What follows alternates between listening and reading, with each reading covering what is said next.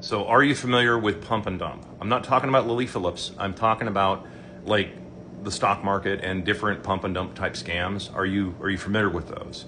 So in order to answer this question, you kind of have to understand a little bit about this stuff. A lot of companies have found it very, very profitable to convince people that the future is coming. There's going to be this savior type future.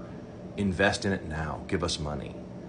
And then SBF style, or true to form, usually somebody, Forbes 30 under 30, ends up going to jail later on for fraud, even though the whole thing was set up by a bunch of other people and they were just the front man that didn't really understand the fundamentals behind it. That is a lot of these so-called automation, and particularly when it comes to semi-trucks. There is a reason. You see, if they were going to automate all of this, why would they be flooding the country with a bunch of H-1Bs and a bunch of illegals? Why would states like Arkansas be openly letting go of illegals? What was it? There was this huge list of things, of violations. The truck was stolen, the whole bit, and they let the illegal go. Who didn't speak English, and on and on and on. Yeah, they wouldn't be doing stuff like that if this was all going to be automated.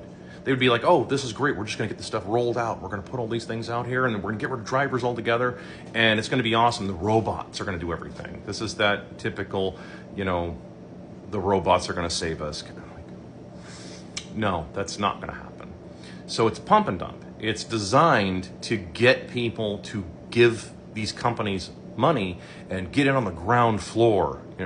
All of the buzzwords, all of this stuff. And a lot of people, and I've covered this a while back in the semi-truck world, they know for a fact, probably 98% of all Americans have never even been inside of a semi-truck. They have no idea what's going on. They don't know how they work. They don't know how their brakes work. They don't know how tire wear works. They don't know how the road feels in a semi-truck, because it feels very different than four wheels. They don't know how the weight distribution affects your driving. They don't know how, weight, top heavy, bottom heavy. They don't know any of that stuff.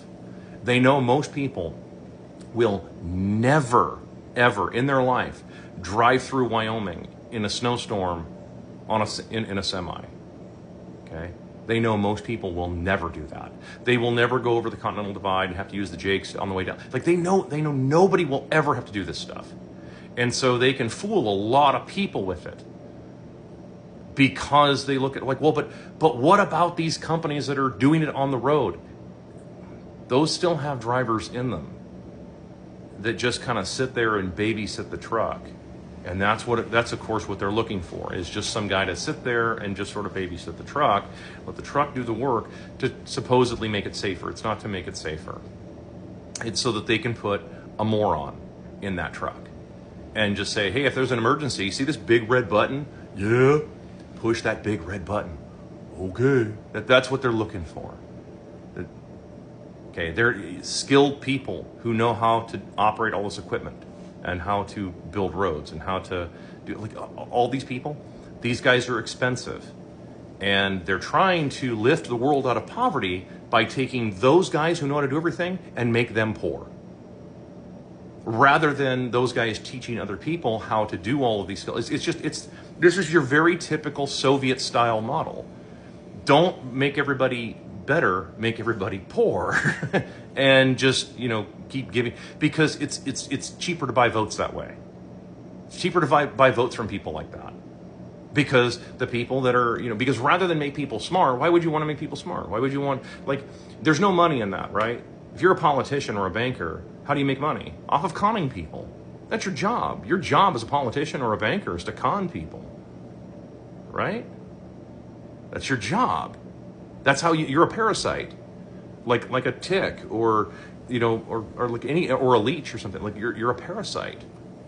Bankers and politicians, fake billionaires, they're parasites, and their job is to keep conning people so that they can keep getting fake rich with fake money and so on. In answer to another question, because someone asked me, and I'll just lump this into this video. Actually, I'm not going to do that. Fuck that.